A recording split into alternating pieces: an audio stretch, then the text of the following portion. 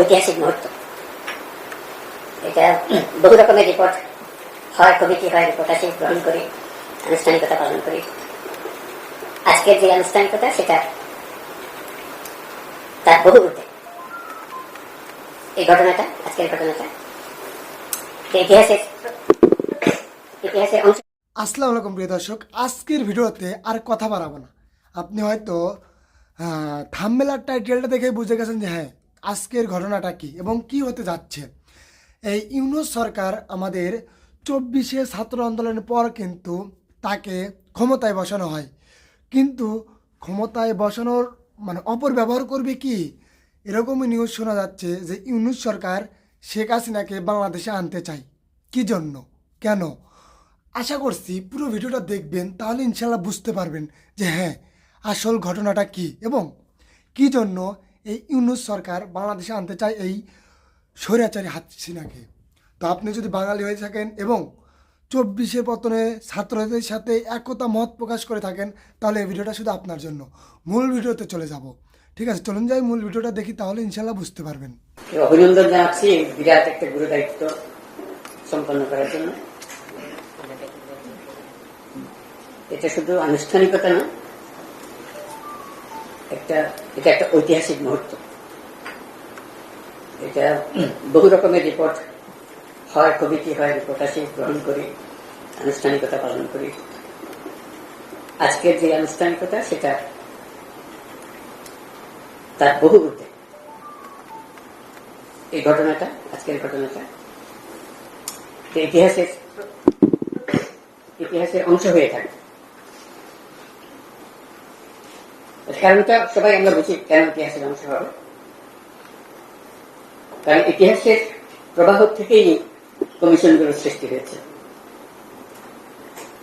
একটা ধ্বংসপ্রাপ্ত জাতি,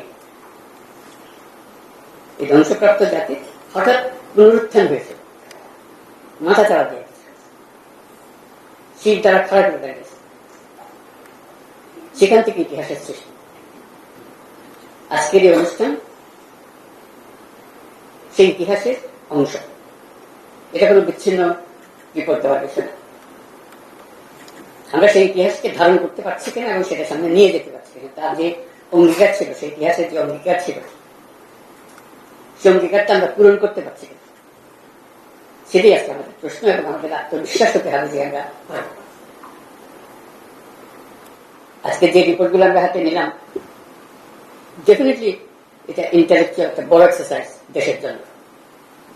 কেউ এটা তো স্বীকার করবে, কিন্তু আজকের গুরুত্বটা ইন্টালেকচুয়াল এক্সেলেন্সের জন্য।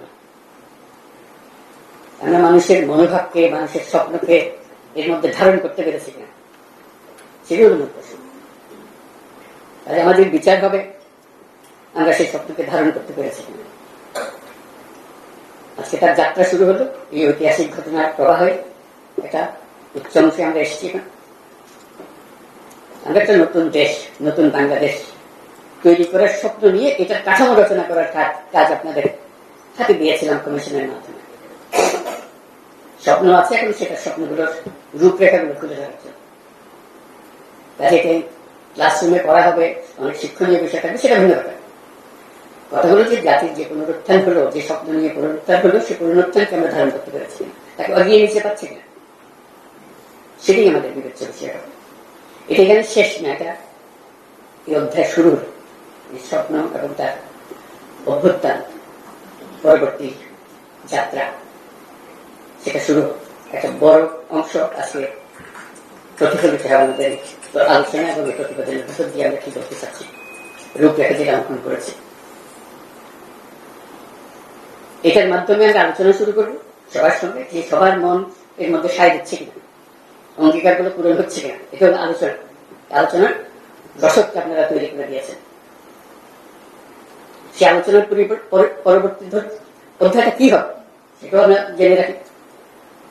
এটা মতৈক্য প্রচেষ্টা হবে, সবাই একমত হবেন, কিন্তু কিছু অংশে একদম একমত হবে।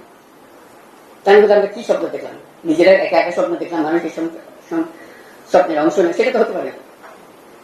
আমরা কতটুকু সেই স্বপ্ন এখানে নিয়ে এসেছি সেটার জন্যই আলোচনা। এটা কোনো বাইরের থেকে চাপানো জিনিস না, ভেতর থেকে উদ্ভূত একটা জিনিস।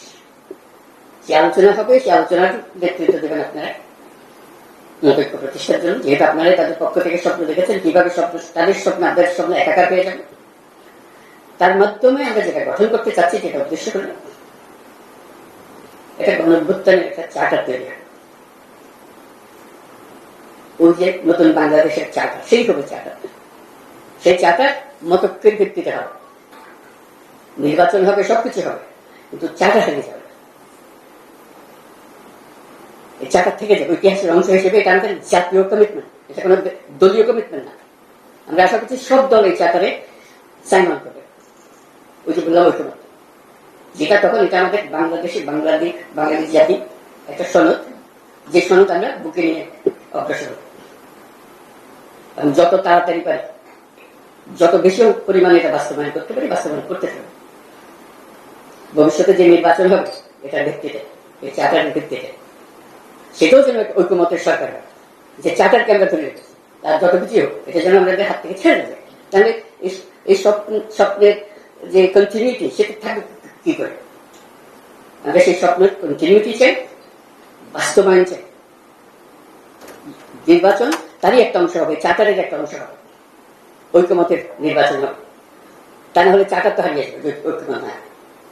সেভাবে আমরা অগ্রসর করতে চাই। কাজে এটা খুবই গুরুত্বপূর্ণ জিনিস, আমাদেরকে সেই গুরুত্ব অনুধাবন করতে হবে এবং তার জন্য এই যে পরবর্তী অধ্যায় শুরু হবে আলোচনা, সেটা কিভাবে আমরা করবো সেই ঐক্যমত নিয়ে এসে আমরা নতুন সরকারের দিকে চলে যাব। সেটাই হবে আমাদের অঙ্গীকার এবং তারা এই চাকাকে ধারণ করে এটা নিয়ে অগ্রসর হবে। আজকে এই ঐতিহাসিক গুরুত্বের কথা স্মরণ করিয়ে দিয়ে আজকে আমাদের আলোচনা শুরু করতে যাচ্ছি। সবাইকে অভিনন্দন, ধন্যবাদ। এই কষ্ট করার জন্য অজস্র কষ্ট করেছেন আপনারা।